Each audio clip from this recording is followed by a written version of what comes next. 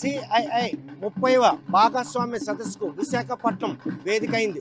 30వ భాగస్వామ్య సదస్సును మాత్రం పూర్తి స్థాయిలో సక్సెస్ చేసేందుకు నిర్వాహకులు నెల రోజులుగా ఏర్పాట్లు చేశారు. కొద్దిసేపటి క్రితం ఉపరాష్ట్రపతి చేతుల మీదుగా ఈ సదస్సును ప్రారంభించారు. 2 రోజుల పాటు జరిగే ఈ సదస్సులో మాత్రం లక్షల కోట్ల రూపాయలు పెట్టుబడులు వచ్చేందుకు 50 దేశాలకు సంబంధించిన ప్రతినిధులు, అధికారులు కూడా ఇప్పటికే రావడం జరిగింది. మొదటి రోజు 25 సెక్షన్ల మీద చర్చ జరగనుంది. ఈ చర్చలో మాత్రం ఇప్పటికే 3.25 లక్షల కోట్ల రూపాయలు ఈరోజు అంటే ఇన్వెస్టర్లు కూడా రావడం జరిగింది. ప్రస్తుతం సదస్సు నిర్వహించే ప్రదేశం వద్ద మనం ఉన్నాం. చూస్తే కనుక ఏదైతే ఈ సదస్సు ఉందో ఈ సదస్సు మాత్రం ఏపీ అభివృద్ధికి విశాఖపట్నం కీలకం అయ్యే పరిణామాలు మాత్రం స్పష్టంగా కనిపిస్తాయి.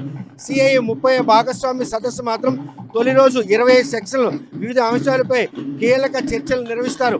అదేవిధంగా 50 దేశాలకు చెందిన 3,000 మంది ప్రతినిధులు ఈ సదస్సులో హాజరుగా 2 రోజుల పాటు జరిగే ఈ సదస్సు ప్రారంభోత్సవం మాత్రం నా భూతో నా భవిష్యత్ అన్న విధంగా చేపట్టారు.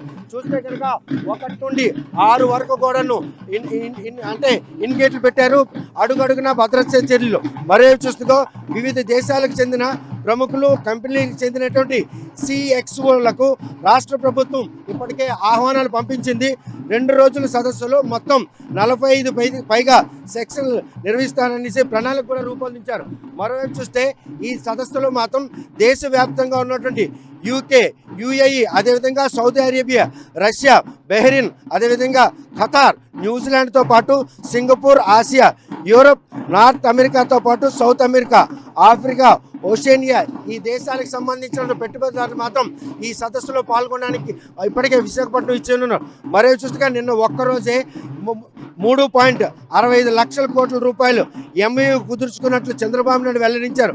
ఉపరాష్ట్రపతి రాధాకృష్ణ కొద్దిసేపటి క్రితమే ఈ సదస్సును ప్రారంభించారు. విశాఖపట్నం వేదికగా జరుగుతున్న సిఐఐ 30 భాగస్వామ్య సదస్సు మాత్రం అంగరంగ వైభవంగా ప్రారంభమైంది. ఈ సదస్సులో రాష్ట్రంలో పెట్టుబడులు పెట్టేందుకు వచ్చిన ప్రతి ఒక్కరు కూడాను భద్రత రూపంలో కావచ్చు, వారికి కేటాయించిన భూములు కావచ్చు, వారికి ఇచ్చినటువంటి ఏవైతే ఇన్సెంటివ్లు కావచ్చు, ఇవన్నీ కూడాను పూర్తి స్థాయిలో ఇచ్చేందుకు మాత్రం కూటమి ప్రభుత్వం ఇప్పటికే నిర్ణయం తీసుకుంది. ఆంధ్రప్రదేశ్ అభివృద్ధికి మాత్రం సిఐఐ 30వ భాగస్వామ్య సదస్సు ఎంతగానో దోహదపడుతుంది. విజన్ 2020 దిశగా అడుగులేసిన చంద్రబాబు నాయుడు ఈరోజు 2047 దిశగా అడుగులేస్తున్నారు. ఆ అడుగులేసే క్రమే ఈరోజు గత 5 ఏళ్ళలో ఎవరైతే ఇన్వెస్టర్లు బీసీకి యూటర్న్ తీసుకున్నారో వారందరిని కూడా ఆహ్వానించారు. గూగుల్ వంటి పెద్ద సంస్థలు, అదేవిధంగా చూస్తే కనుక పెద్ద మల్టీనేషనల్ కంపెనీలు కూడాను ఈరోజు ఈ సదస్సులో పాల్గొంటున్నాయి. మొదటి రోజు సదస్సు ప్రారంభం కాకముందే 3.65 లక్షల కోట్ల రూపాయలు ఎంఓయూ కుదిరిందంటే ఈ 2 రోజుల్లో మాత్రం ఇంకెన్ని కంపెనీలు ఆసక్తి చూపుతాయి. సహజ వనరులు సిద్ధంగా ఉన్నటువంటి ఆంధ్రప్రదేశ్లో ఇటు బీచ్ శాండ్ మైనింగ్ కావచ్చు, అటు మైనింగ్ కావచ్చు, ఇటువంటివన్నీ కూడాను ఇన్వెస్టర్లకు ఎంతగానో దోహదపడతాయి. సిటీలకు సంబంధించిన మెట్రోపాలిటన్ సిటీస్ ఉంటాయి. ఆ సిటీ సరౌండింగ్లో అభివృద్ధికి కావాల్సిన ఇన్ఫ్రాస్ట్రక్చర్ కన్స్ట్రక్షన్కి అవసరమైనటువంటి భూములు కూడా కేటాయిస్తారు.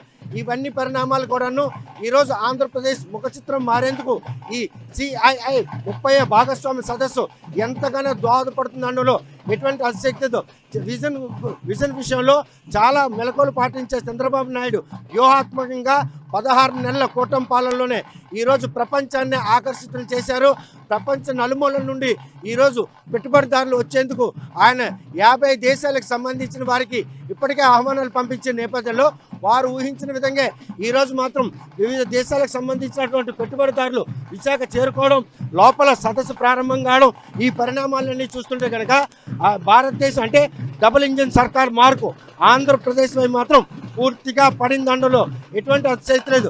వచ్చిన అతిథులు మాత్రం ఆంధ్రప్రదేశ్కి సంబంధించినటువంటి కళలను పరిచయం చేసేందుకు ఎంట్రన్స్లో ఇటువంటి కళాకారులు కూడాను నృత్య రూపాలను కూడా చూపిస్తారు. ఎందుకంటే విదేశీ అతిథులు వస్తారు. ఆ విదేశీ అతిథులు ఆకర్షితులు కావడానికి అవసరమైన విధంగా కన్నులు విందు చేసేటటువంటి సాంస్కృతిక కార్యక్రమాలను, నృత్యాలను కూడా ఏర్పాటు చేయడం జరిగింది. చూస్తే కనుక మనం మెయిన్ గేట్ దగ్గర ఉన్నాం. వచ్చిన వారంతా కూడాను సౌదీకి సంబంధించిన, విదేశీకి సంబంధించినటువంటి డెలిగేట్లుగా మనకు స్పష్టం అవుతుంది. ఎందుకంటే వారందరూ కూడాను నాన్ లోకల్ వారు వేసుకున్నటువంటి డ్రెస్సులు కనుక మనం పరిశీలించుకుంటే ఏదైతే సౌదీ అరేబియా నుంచి యూరోప్ ఇండో యూరోప్కి సంబంధించిన భాగస్వామి సదస్సు కాబట్టి ఈరోజు ఏషియన్ కంట్రీకి సంబంధించిన వారందరూ కూడాను ఈ సదస్సులో పాల్గొనేందుకు ఆసక్తిగా వస్తున్నారు. సమయానుగుణంగానే ఈరోజు సదస్సు మాత్రం ప్రారంభమైంది. ఈ ప్రారంభమైన తరుణంలో డెలిగేట్స్ అందరూ కూడాను ఈరోజు సదస్సు పాల్గొనడానికి వస్తున్నారంటే సౌదీ అరేబియా మార్క్ మాత్రం ఆంధ్రప్రదేశ్లో మరొకసారి పెట్టుబడులు మాత్రం దోహదపడుతుంది దాంట్లో ఎటువంటి అతిశయతలు ప్రస్తుతం చూస్తే కనుక వీరందరూ కూడాను ఈరోజు సదస్సుకి లోపలికి వెళ్ళే పరిస్థితి. ఇటువంటి పరిణామాలు చూస్తున్న నేపథ్యంలో ఏదైతే ఆసియానికి అనుగుణంగా సదస్సును సక్సెస్ చేసేందుకు ఆంధ్రప్రదేశ్ చేసినటువంటి ఏర్పాట్లు ఈరోజు వచ్చిన అతిథులు మాత్రం ఆకర్షితం చేస్తున్నాయి. వారు ఊహించినట్లుగానే అనుకున్న విధంగానే మల్టీనేషనల్ కంపెనీస్ను ఆంధ్రప్రదేశ్లో ఏర్పాటు చేసేందుకు ఈ సదస్సు CII 30 భాగస్వామి సదస్సు మాత్రం ఎంతగానో దోహదపడుతుంది అన్నటువంటి సంకేతం స్పష్టంగా కనిపిస్తున్నాయి. చంద్రబాబు నాయుడు దగ్గరుండి నిన్నటి నుంచే ఈ సదస్సును సక్సెస్ చేసేందుకు చేసిన ప్రయత్నంలో విదేశాలకు సంబంధించినటువంటి పెట్టుబడిదారులు అదేవిధంగా అక్కడ అధికారులు కూడా రావడం, ఈ పరిణామాలన్నీ కూడాను విశాఖ వేదికగా జరుగుతున్నటువంటి CII 30 భాగస్వామి సదస్సు మాత్రం రాష్ట్రానికి ఎంతగా దోహదపడుతుందో ఎటువంటి అతిశక్తులు. విశాఖపట్నం నుండి వీడియో జర్నలిస్ట్ రామకృష్ణతో సత్యం, RTV. చరిత్ర సృష్టించినోడు ఇప్పుడు ఆ చరిత్రని తిరగరాయబోతున్నాడు. అబద్ధాల గోడల్ని బద్దలు కొట్టి నిజాలను రాగా మీ ముందుంచబోతున్నాడు. నిజమైన వార్తల కోసం వెంటనే డౌన్లోడ్ చేసుకోండి రా యాప్ని.